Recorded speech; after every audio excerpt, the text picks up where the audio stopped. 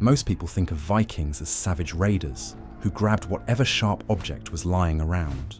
But here's what no one tells you. Viking weapons were precision-engineered instruments of psychological warfare, designed not just to kill, but to absolutely terrorize anyone who saw them in action. The Dane axe measured between 0.9 to 1.2 meters, or 3 to 4 feet in length, with a crescent-shaped blade that could span 22 centimeters, or 8.7 inches across. To put that in perspective, imagine a modern fire axe, then double the blade size, and add a handle long enough to give you serious leverage. Now imagine that thing being swung by a 6-foot Viking who's been training with it since childhood. The blade was thin enough to slice through mail armor like it was made of paper, yet weighted perfectly to deliver bone-crushing impact. One swing could penetrate a wooden shield, the armor beneath it, and still have enough force left over to split ribs. While other cultures treated axes as crude tools, Vikings elevated axe fighting to an art form. They developed techniques that could hook enemy weapons, tear shields apart, and create openings that no sword could match. Imagine facing a Viking shield wall, knowing that behind each shield lurked a warrior capable of reaching over your defense with a weapon that could split you from shoulder to hip. It wasn't just the physical damage, it was the knowledge that your traditional armor and tactics were suddenly obsolete. Now, you might be wondering how a primitive medieval society managed to create weapons that were both terrifyingly effective and surprisingly sophisticated. The answer lies in a metallurgical revolution that most people never hear about. Vikings weren't just skilled warriors, they were master metallurgists who developed techniques that wouldn't be fully understood by modern science until the 20th century. The secret was in their steel. While most of Europe was still struggling with inconsistent iron, Viking smiths had perfected a process called pattern welding that created blades of incredible strength and flexibility. They would take strips of iron with different carbon contents, twist them together, then forge them into a single piece. The result was a blade with a distinctive wavy pattern that looked almost supernatural, and performed like it too. But here's where it gets really interesting. These weren't mass-produced weapons. Each blade was a custom creation that could take months to complete. The process was so complex that smiths were considered almost magical figures in Viking society. They had to understand not just metalworking, but chemistry, physics, and even psychology. The smith would start with bog iron ore that had been naturally processed in marshes over centuries. This wasn't random. Bog iron had specific properties that made it perfect for weapons. It was low in sulfur and phosphorus, impurities that would make the metal brittle. The Vikings had somehow figured out what modern metallurgists needed electron microscopes to understand. Then came the real artistry. The smith would forge the iron into thin rods, some with high carbon content for hardness, others with low carbon for flexibility. These rods were then twisted together in patterns that weren't just decorative, they were functional. The twisting created a composite structure that could absorb impact without breaking, while maintaining a sharp edge that could cut through virtually anything. The final step was the most dangerous: differential tempering. The smith would heat the blade to precise temperatures, around 750 to 800 degrees Celsius, or 1,382 to 1,472 degrees Fahrenheit, and then cool different parts at different rates. The edge would be quenched rapidly to make it diamond hard, while the spine was cooled slowly to keep it flexible. Get this wrong, and months of work would shatter with the first blow. And even if you think that sounds impressive, there's something else that'll blow your mind. Vikings were doing this in crude forges with nothing but charcoal, bellows, and hammer. No thermometers, no precise measurements, no modern tools. Just centuries of accumulated knowledge passed down through generations of smiths who treated their craft like sacred art. The finished weapons weren't just tools, they were heirlooms worth more than most people's entire possessions. A single pattern-welded sword could cost as much as a small farm, which explains why Vikings were so protective of their weapons, and why losing one in battle was considered a fate worse than death. These weapons weren't just beautiful and effective, they were built to last. Archaeologists have found Viking weapons that are over 1,000 years old and still sharp enough to shave with. Try that with a modern kitchen knife.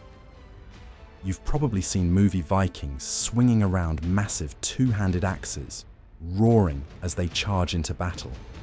Here's the thing, Hollywood actually got this one mostly right. The Viking battle axe was absolutely devastating, but not for the reasons you might think. While knights were obsessing over expensive swords that took years to master, Vikings had figured out something brilliant. An axe was not only cheaper to make, but in the right hands, it was actually superior to a sword in most combat situations. And before you scoff at that statement, let's walk you through exactly why medieval Europe learned to fear the sound of an axe cutting through air. First, let's talk physics. A sword distributes its force along a relatively long edge, but an axe concentrates all that kinetic energy into a much smaller contact point. When a 2 kilogram or 4.4 pound axe head traveling at 67 miles per hour hits a shield, it's delivering roughly 900 joules of energy to a space the size of a quarter. That's enough force to punch through a wooden shield, chainmail, and still have momentum left over to shatter bone. But raw power was just the beginning. Viking axes were designed with a specific curvature that created what modern physicists call mechanical advantage. The curved blade didn't just cut, it hooked. A skilled Viking could catch an enemy's weapon, wrench it aside, and deliver a fatal blow before his opponent could recover. Try doing that with a straight sword. The tactical advantages were even more impressive. In the tight confines of a shield wall, where swords became awkward and ineffective, axes could still deliver devastating overhead strikes. Vikings developed techniques for fighting in formation, where the front rank would use shields, while the second rank wielded long axes, creating a mobile meat grinder that could chew through enemy lines. Vikings understood specialized weapons. They didn't just have one type of axe, they had different designs for different situations. The broad axe for breaking shields, the bearded axe for hooking weapons, and the massive Dane axe for pure psychological warfare. The bearded axe deserves special mention because it was perhaps the most ingenious weapon design of the medieval period. The beard was an extended lower portion of the blade that allowed Vikings to hook shields and weapons while protecting their own hands. It was like having a multi-purpose tool that could cut, hook, and trap, all while being light enough to use with one hand. Let me tell you about Gram, Tyrfing, and Skofno, names that once made hardened warriors cross themselves and pray they'd never meet these weapons in battle. Because in Viking society, the most legendary swords weren't just tools of war. They were characters in their own right, with genealogies, personalities, and reputations that often outlived their wielders. This wasn't just medieval superstition. It was a reflection of something far more practical and terrifying. These named swords represented the absolute pinnacle of Viking weapon making. Blades so superior to ordinary weapons that they seemed almost otherworldly in their craftsmanship and power. Take the process of creating a pattern-welded sword, which was like performing metallurgical surgery with Stone Age tools. The mastersmith would start with up to 7 different iron rods, each with carefully controlled carbon content. These weren't random pieces of metal. Each rod was forged to have specific properties that would contribute to the finished blade's performance. The smith would then forge these rods into thin strips, some containing up to 0.8% carbon for hardness, others with as little as 0.2% for flexibility. Then came the twisting process that created the distinctive serpentine patterns. But here's what most people don't realize. Those patterns weren't just decorative. They were functional indicators of the blade's internal structure, like a roadmap showing where the hard and soft steel met. The resulting blade had a composite structure that modern engineers would recognize as a primitive form of laminated steel. The core was flexible enough to absorb impact without breaking, while the edges were hard enough to maintain razor sharpness through countless battles. It was essentially a medieval carbon fiber sword, created through pure craftsmanship and generations of accumulated knowledge. But the real magic happened in the final steps. The blade would be heated to precise temperatures. Too hot, and the steel would become brittle. Too cool, and it wouldn't harden properly. The smith had to judge this by the color of the metal in flickering firelight, relying on experience that had been passed down through generations. Then came the quenching, where the blade was rapidly cooled in water, oil, or even urine. Yes, really. The ammonia had specific chemical properties that affected the steel. The finished product was nothing short of miraculous by medieval standards.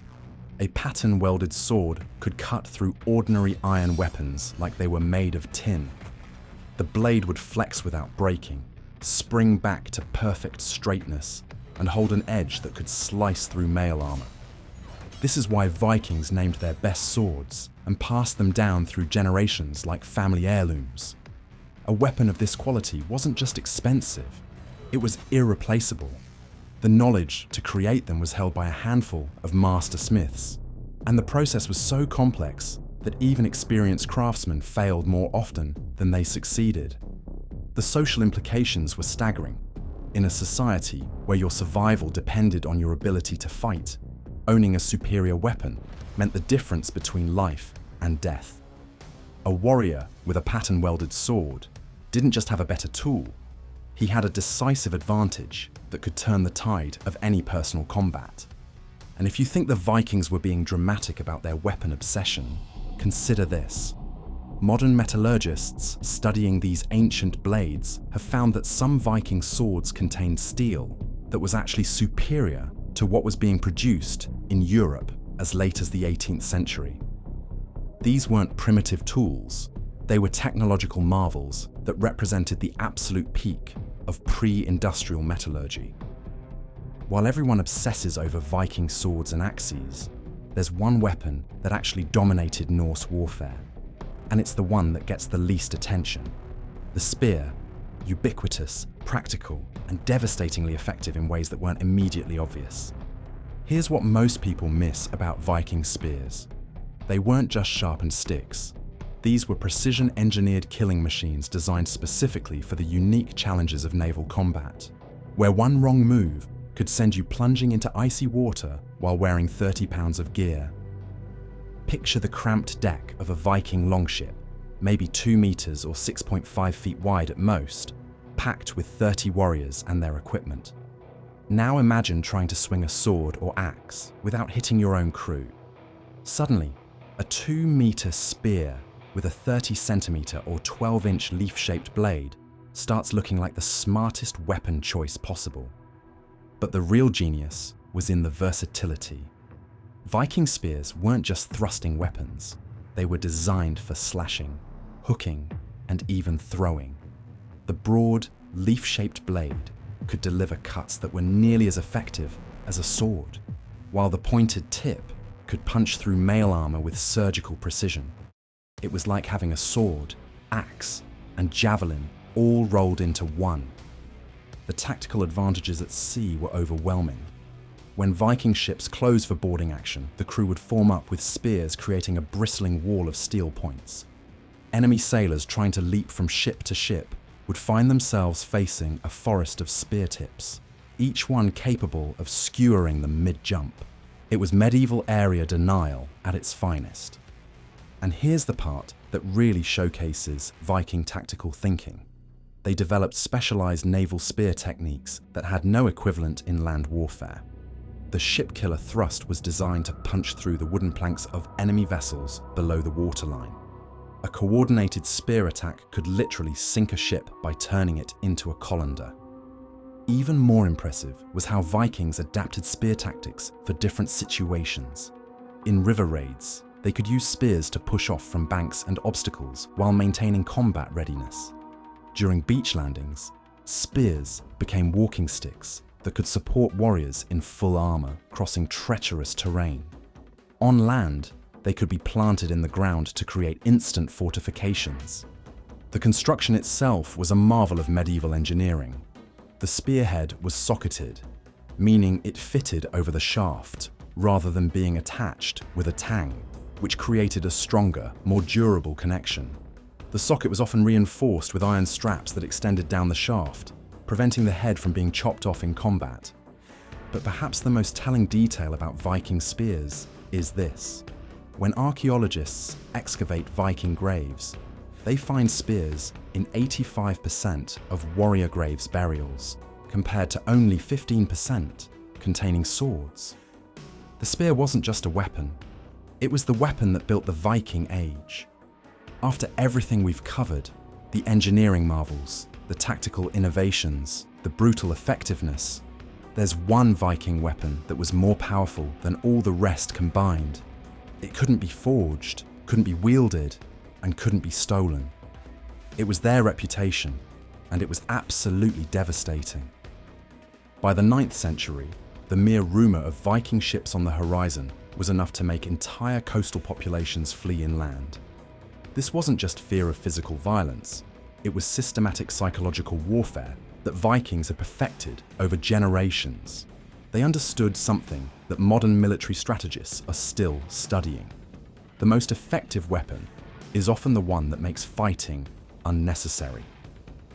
Consider the impact of the berserker phenomenon. Whether you believed they were consuming psychoactive substances, entering religious trances, or simply using psychological intimidation tactics, the effect was the same. Enemy forces would break and run at the sight of warriors who seemed to feel no pain and fear no death. It was psychological terrorism, refined to an art form. But the genius went deeper than just scary warriors.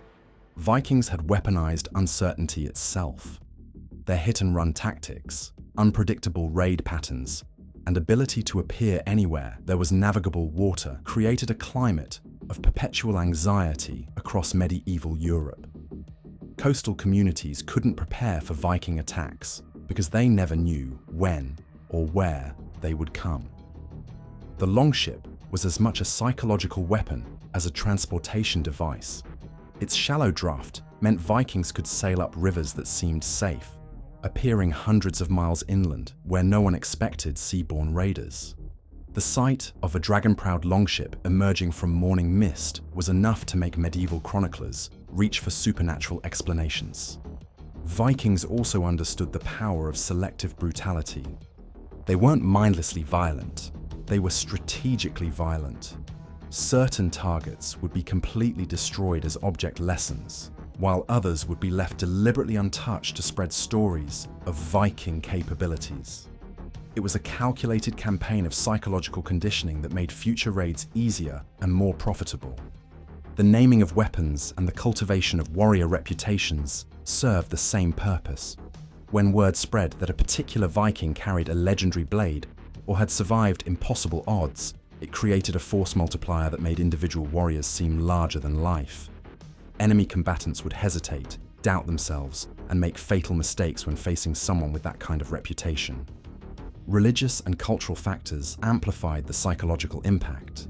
Vikings fought with a genuine belief that death in battle led to Valhalla, which gave them a fearlessness that seemed supernatural to Christian opponents who feared death and damnation.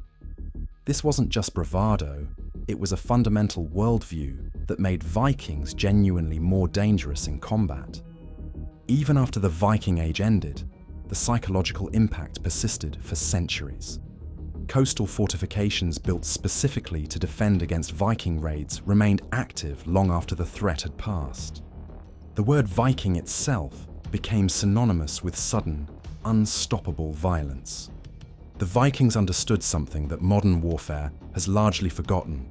The most devastating weapon is often the one that exists in your enemy's mind. And in that arena, they were absolutely unstoppable. But what happens when fear turns back on its master? The Vikings mastered psychological warfare, but they weren't the only ones.